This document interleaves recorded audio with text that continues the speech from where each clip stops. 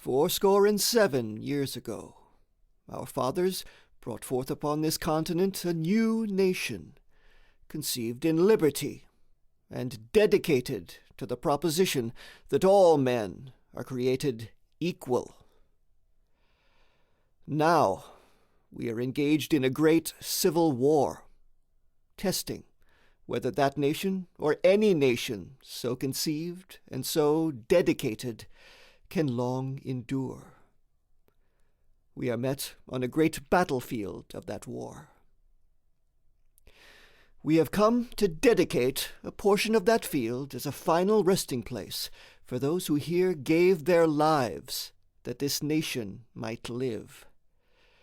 It is altogether fitting and proper that we should do this. But in a larger sense, we cannot dedicate, we cannot consecrate, we cannot hallow this ground. It is a dream deeply rooted in the American dream.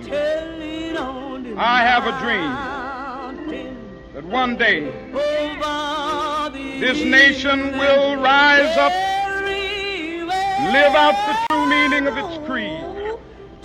We hold these truths to be self-evident, that all men are created equal. I have a dream that one day on the red hills of Georgia, the sons of former slaves and the sons of former slave owners will be able to sit down together at the table of brotherhood. I have a dream that my 4 little children will one day live in a nation where they will not be judged by the color of their skin, but by the content of their character. I have a dream.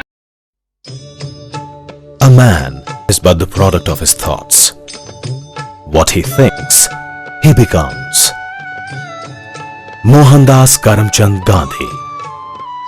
An inspiration to humanity.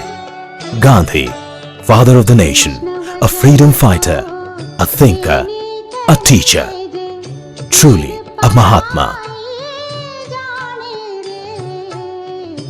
Agnes Boyaku took her vows to be a nun on May 24, 1931. In 1948 she received permission from her superiors to leave the convent school she had taught at since 1931 and devoted herself to working with the poorest of the poor in the slums of Calcutta. Mother Teresa received permission from the Vatican on October 7, 1950 to start her own order, the Missionaries of Charity, whose primary task was to love and care for those people that no one else would. I always assumed the Palestinians were bombing Israel because they didn't believe in its right to exist or they hated Jews. That is what I was taught. But once I started to realize that we were oppressing millions of people, violating their basic human rights, and to what end and with what justification, when I realized there is no justification and that we have no right to do this, then I really realized I could not take part in it. I wanted to know why there is terrorism. Why? The time I went there, I was terrified. I was sure that if I told someone I was Jewish or Israeli, I'd be shot to death. And you know, I had to get over that fear, and then slowly I came to realize that there are so many Palestinians who welcome me with open arms, certainly with the opinions I hold, but not even, and that they weren't nearly as hostile as I was taught. Ted Geisel, better known as Dr. Seuss, was born on March 2, 1904. Ted grew up in Springfield, Massachusetts, and his memories of childhood were an inspiration for several of his books, most famously And to Think That I Saw It on Mulberry Street, based on a real street near the home where he grew up. Ted started his career as a cartoonist for various advertising campaigns and magazines. He enjoyed writing for children, and even though he did not have a lot of experience yet as a children's writer, he did not give up on his dream. The first children's book that he wrote, And to Think That